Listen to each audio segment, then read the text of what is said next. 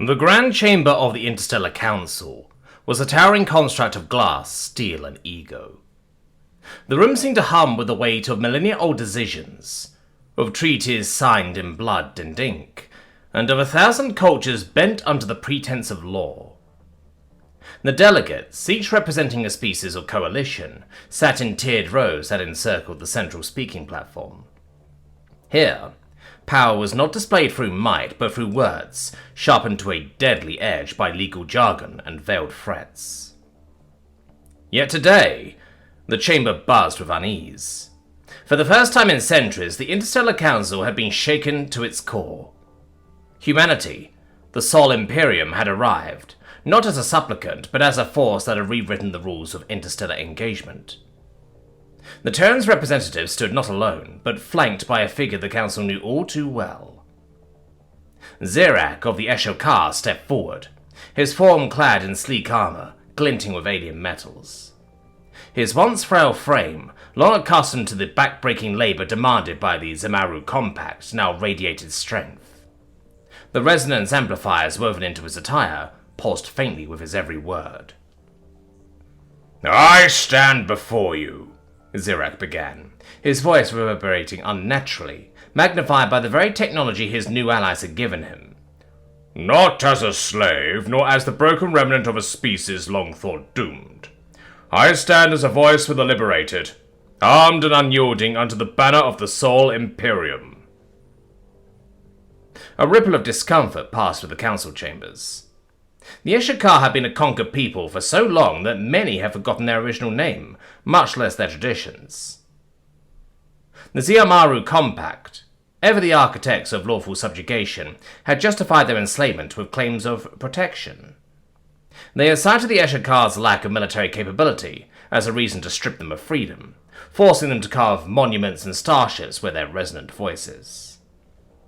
Now, Zirak's voice carried not the sorrow of a slave, but the weight of vengeance. "The Interstellar Council," he continued, "claims to be a bastion of order and diplomacy. Yet your laws are a cage, your treaties the shackles of the weak. You speak of uplift and integration, but we know what those words truly mean. Servitude, degradation, annihilation of identity." He paused, letting his words echo. Many delegates shifted uncomfortably. Some glared, others whispered in hushed tones. The Zimaru delegation sat rigid, their arrogance cracked by the spectre of defeat that humanity had brought to their doorstep. "I was once your pawn," Zirak said, his voice hardening. "A tool in the Zimaru's empire of lies. And yet in my darkest hour it was not this council that came to our aid. It was humanity. They did not offer platitudes or empty promises. They gave us weapons to match our talents. They gave us purpose. They gave us vengeance." The chamber grew colder.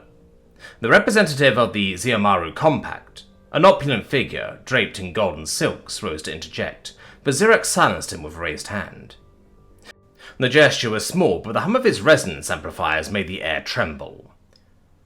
"Your time is over, Compact," Zirak declared. "Your fleets are scattered, your slave worlds free. The Sol Imperium does not liberate merely to abandon. We integrate, we strengthen, and we ensure that no change shall ever be forged again." Now Zirak turned his gaze to the entire assembly. "As for this council, hear the will of the Sol Imperium. Intervene in our war against the Zimaru, and you will share their fate. Humanity will not bow to your twisted laws. We will not let you enslave another world under the guise of diplomacy." The silence that followed was suffocating. No one dared speak. Even the most powerful species in the council seemed caught in the shadow of the Sol Imperium's unrelenting pragmatism. Zirak took one final step forward. "Peace is not given," he said, his voice a crescendo of power.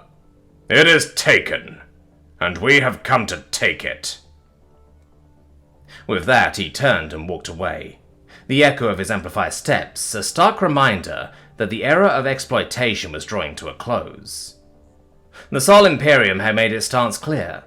No mercy for oppressors. No tolerance for the weak-willed. For better or worse, the galaxy would never be the same.